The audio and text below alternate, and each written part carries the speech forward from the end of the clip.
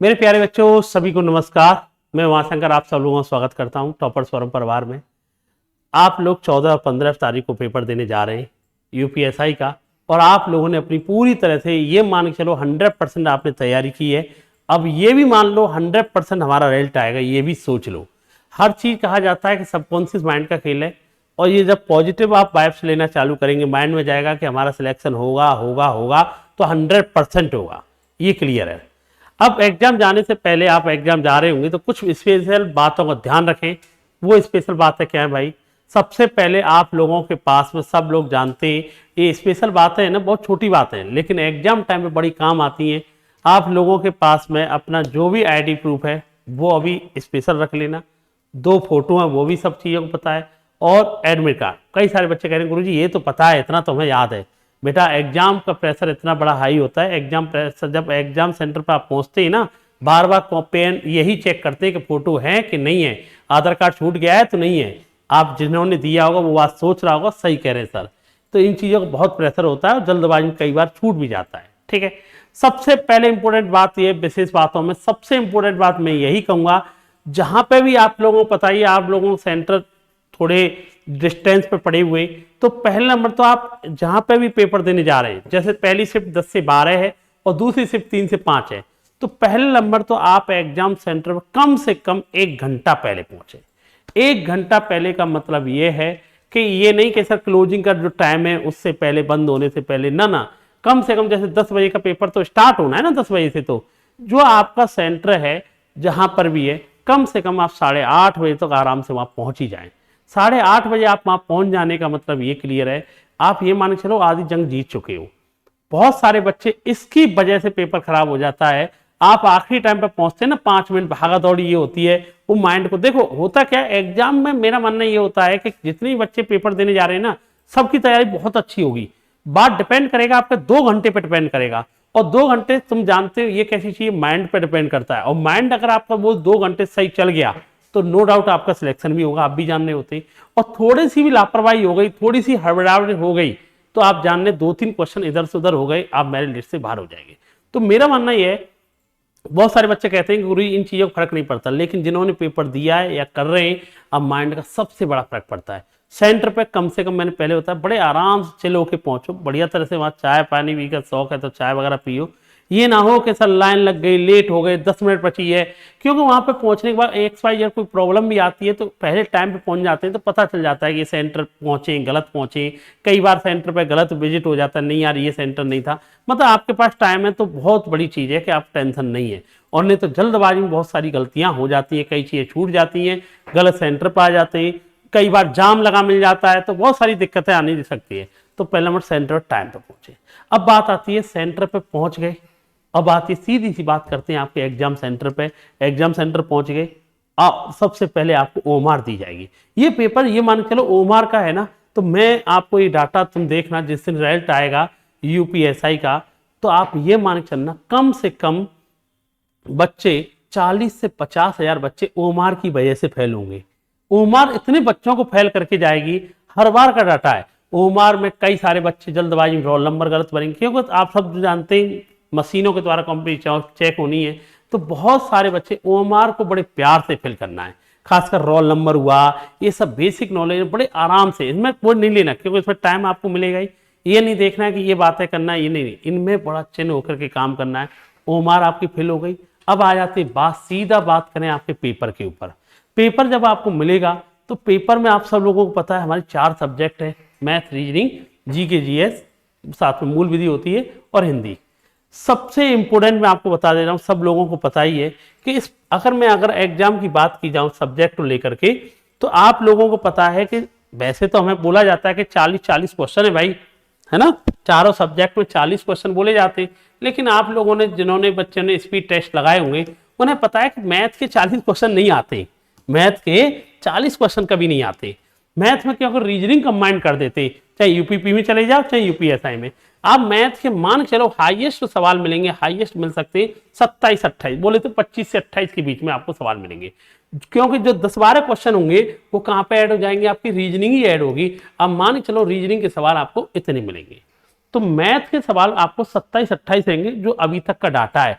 चाहे 2017 वाला पेपर देख लो आप, चाहे 2021 वाला देख लेना या 2013 वाला, ये आप लोग जानते होंगे।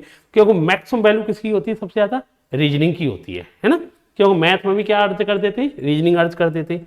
अब इसके अलावा सब लोग जानते हैं कि गुरुजी पेपर 4 शिफ्ट में होना है भाई। 14 तारीख को 2 शिफ्ट है, 15 को भी 2 शिफ्ट है। तो एक बात तो क्लियर है, ये जो बच्चे 14 तारीख को पेपर दे रहे होंगे, बहुत सारे बच्चे खुश हैं कि हमारा 15 तारीख को पेपर होगा, 15 तारीख की लास्ट शिफ्ट में पेपर है। तो एक बच्चे बहुत सारे खुश हैं कि गुरुजी हमारे को फायदा होगा, पेपर हमें पहले देखने को मिल जाएगा। यार आप लोगों ने देखा होगा यूपी पैट का भी पेपर ऐसा हुआ था, यूपी पुलिस का भी पेपर ऐसा हुआ था, कुछ बेनिफिट नहीं होता है। और अगर दूसरे वर्णों में देखा जाए ना, जो पहली शिफ्ट का वाला पेपर होता है इनको ही बोनस ज्यादा होता है, इनको बोनस नॉर्मलाइजेशन का हो जाता है ना, इनको ही नॉर्मलाइजेशन का बेनिफिट हो जा पाता है। कई सारे बच्चे कहते हैं सर 14 तारीख वाले पेपर देखने के बाद बेनिफिट ये हो जाएगा, उसी जैसा सवाल मिल जाते हैं, ये मिल जाते हैं। बहुत कम चांस है, क्योंकि उन्हें भी पता है कि 4 ही शिफ्ट में पेपर कराने, ज्यादा क्वेश्चन नहीं है, इतनी सारी शिफ्टों को उन्हें भी प्रेशर हो 4 शिफ्ट में। हाँ, उनका एक लेवल, एक मॉडरेट ये पता चल जाएगा। लेकिन मैं आपको एक बात और बता दें, 4 शिफ्ट में पेपर है, ज्यादा शिफ्ट है नहीं इन पर, भर्ती भी, वैकेंसी भी कम है, तो ये क्लियर है पेपर का लेवल ठीक ठाक मिलेगा। ठीक ठाक का मतलब कह सकते हैं मॉडरेट टू हार्ड की तरफ जाएंगे। इजी वर्ड यूज नहीं कर सकता, क्योंकि इजी जाएगा तो कट ऑफ सब लोग जानते हैं कि हाई फाई जाएगी। बच्चा बहुत टाइम से वैकेंसी कर रहा है, और ये बच्चा पेपर जब दे के आएगा, और इस समय यूपी का कोई भी एग्जाम हो रहा है वो इजी नहीं हो रहा है, खासकर आप किसी की भी बात कर ली जाए, ठीक ठाक लेवल देखने को मिल रहा है ना। तो पेपर का लेवल ठीक ठाक रहेगा। अब इसमें मेन चीज किसकी दिक्कत आएगी, मेन कुछ नहीं यार, मेन चीज आप एक बात मान लेना, पेपर को आप अगर पूरा अटेम्प्ट करके आ गए, पूरा अटेम्प्ट एक बार में नहीं होता है, ये भी याद रखना, 2 बार में पेपर अटेम्प्ट होता है। एक बार में कोशिश ये करना, जो सवाल आते जा रहे हैं उन्हें कंप्लीट पढ़ते हुए चले जाओ, और जो आए टिक लगा दो। और कोई सवाल आपको लग रहा है, बहुत सारे बच्चे यहीं पर गलती करते हैं, कई सवाल ऐसे होंगे जो वास्तविक तुम्हें परेशान करने के लिए डाले गए। रीजनिंग में तो खासकर 3-4 सवाल मिल जाएंगे, मैथ में मिल जाएंगे 3-4 सवाल जो वन टाइम में ब्रेक नहीं हुए, चाहे आप स्टूडेंट हो चाहे टीचर हो, उस समय उसे लीव करने का ऑप्शन होता है कि भाई छोड़ दो, मत मेहनत, इससे मतलब बहस मत करो, आर्गुमेंट मत करो, इस सवाल से छोड़ दो, मेहनत ज्यादा दिमाग मत लगाओ कि इससे टाइम वेस्ट हो जाएगा। तो भैया दूसरी बार में जब क्वेश्चन टाइम बचेगा आपका, जब आपको करना होगा।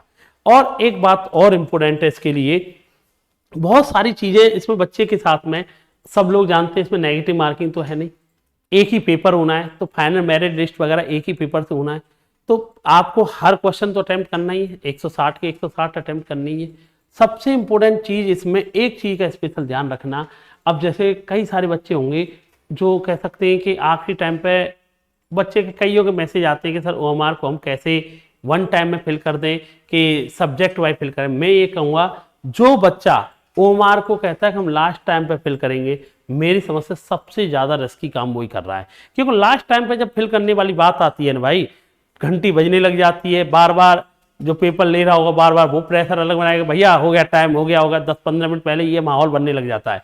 भाई आप जो भी करना, ओएमआर के साथ में लापरवाही मत करना। बार बार स्पेशल इस वर्ड को यूज कर रहा हूं, चाहे आप 10 क्वेश्चन के बाद या 15 क्वेश्चन के बाद या सब्जेक्ट के बाद आप इस पर करके चलना, पूरी ये मत करना कि 160 अटेम्प्ट कर ले अब हम ओएमआर भरेंगे, आप बहुत बड़ी गलती करने वाले हैं। और उससे भी ज्यादा जब आपकी ये जब ओएमआर जब होती है ना, इसमें बहुत सारे आखिरी टाइम पे 2-3 चीजों का स्पेशल ध्यान रखना। आप लोगों को पता है कि जल्दबाजी में ओएमआर भर रहे होते हैं तो गोला पूरा फुल नहीं कर पाए तो उसके नंबर नहीं मिलने वाले, इन चीजों का स्पेशल ध्यान रखना। ये सब लोग जानते ही हैं कि कई सारे लोग होते हैं, इन लोगों के बारे में पता है, व्हाइटनर वगैरह तो ये सब चीज अलाउ नहीं है। गलती से आप व्हाइटनर या पेन से ऐसा कर दें कि फट गया है, ऐसा चीजें पागलपंती मत करना जिसकी वजह से कटिंग या व्हाइटनिंग का बिल्कुल प्रयोग नहीं करना, ये भी स्पेशल ध्यान रखना।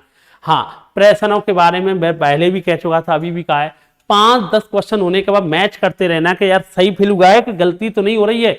बार पता चला पूरी लाइन ही गलती करेंगे, बहुत सारे बच्चे एग्जाम्पल ऐसे हैं पूरी लाइन ही गलती चली जाती। 5-10 सवाल के बाद चेक कर लें, इस बार क्वेश्चन को स्पेशल ध्यान से पढ़ना। कई बार ऐसा होता है कोई क्वेश्चन पढ़ा, इनमें से कौन सा ऑड नहीं है, नहीं वर्ड यूज हुआ, इनमें से कौन सा पर्यायवाची नहीं है, समझ रहे हैं, इस तरह के वर्ड यूज करता क्वेश्चन, और बच्चा गलती, ऐसा नहीं होता है कि वो बच्चा आंसर जानता नहीं था, जल्दबाजी में पढ़ने की वजह से। और आप याद रखना, 3-4 सवालों पे ऐसे करने के मतलब 10 नंबर गए, मेरे लिस्ट से दिक्कत हो जाएगी आपको।